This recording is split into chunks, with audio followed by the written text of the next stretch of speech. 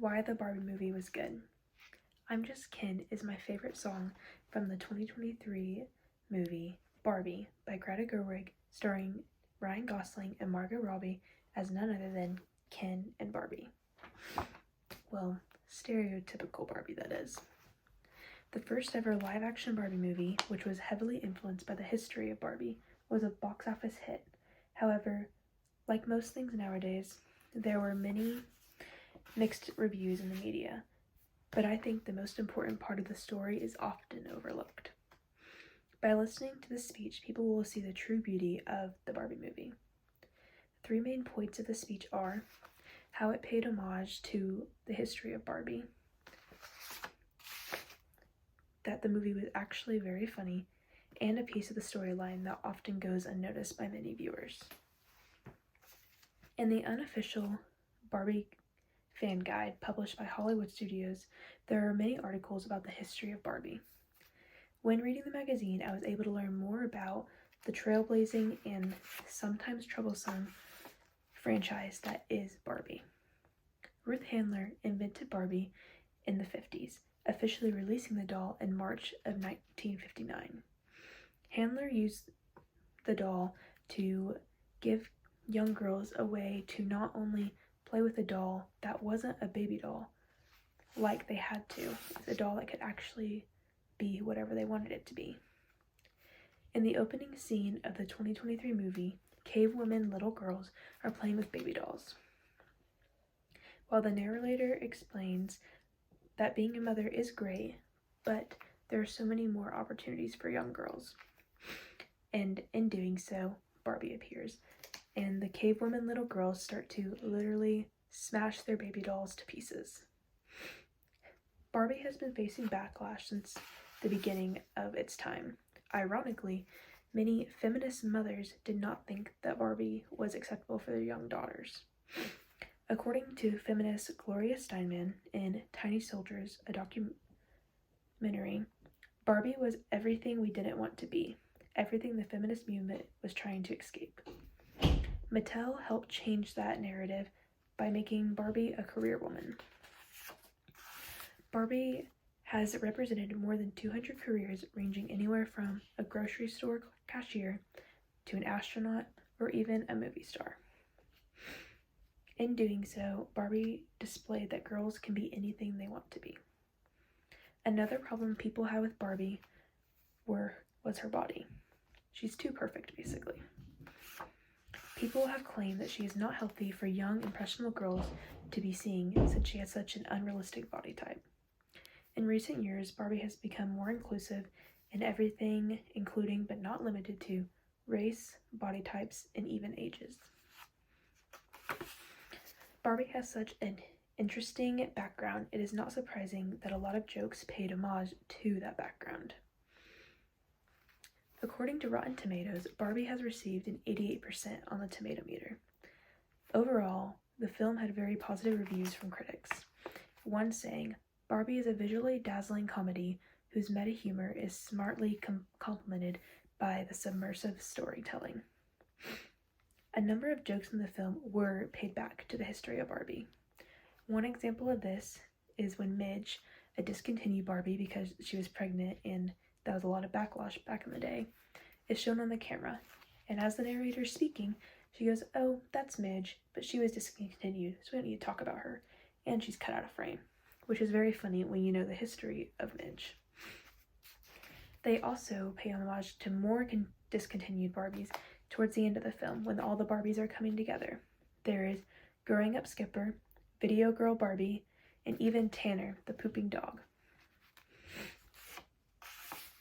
People on social media had mixed emotions on the film, especially on the humor that was used in the film. Many expressed disappointment in the movie, saying that it wasn't funny and even it was stupid. My question to them now is, have you ever seen an Adam Sandler movie? Those are not cinematically amazing, but they're funny. But they're stupid funny. A lot like Barbie. Barbie was not meant to be a amazing, so funny, you never even heard these jokes before. It was meant to be stupid funny. A lighthearted laugh. Also, the jokes were not only for Barbie fanatics. There were numerous well-set-up jokes throughout the film. One example of this is whenever Barbie has to choose between her world, aka the heel, or going and figuring out her destiny, aka the Birkenstock. She says, "I want the high heel," when everyone expected her to choose the Birkenstock like she should have. And Weird Barbie says, "You actually don't get a choice. I was just doing that so you'd feel like you could do it." And they continue to go back and forth. It's just a funny moment in the film during a very tense part of the film.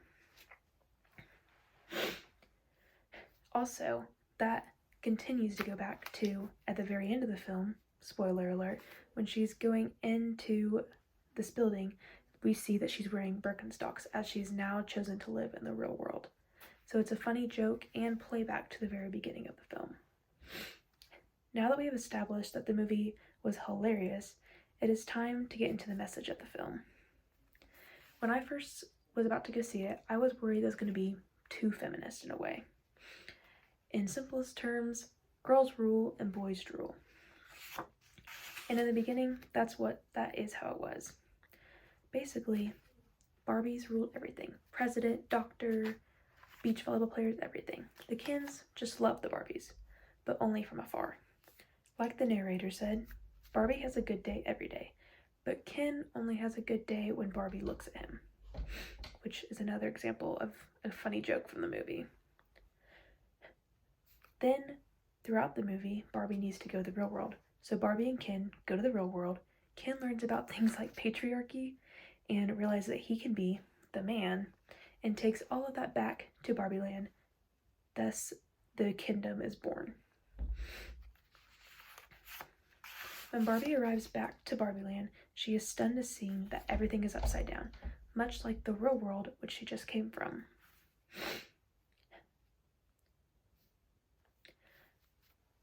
Throughout the story, the Barbies win back Barbie Land, and Madam President has been reinstated as president.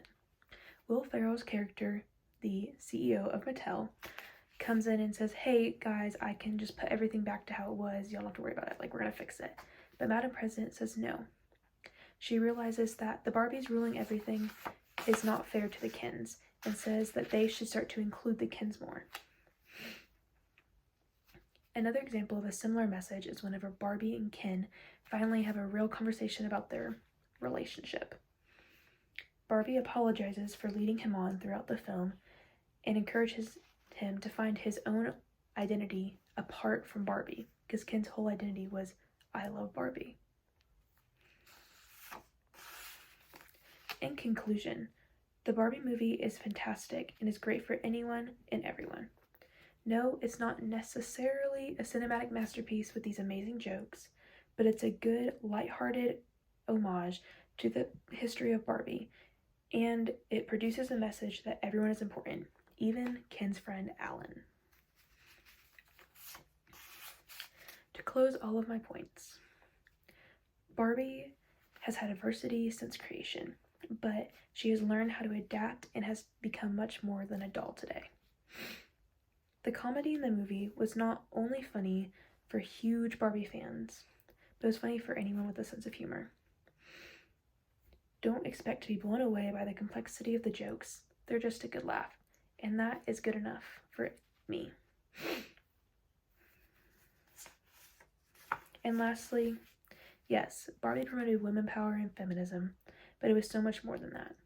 Barbie and Kens, or men and women, are both important, no matter their role, occupation, race, or in Barbie Land's case, whether or not they have been discontinued. Thank you.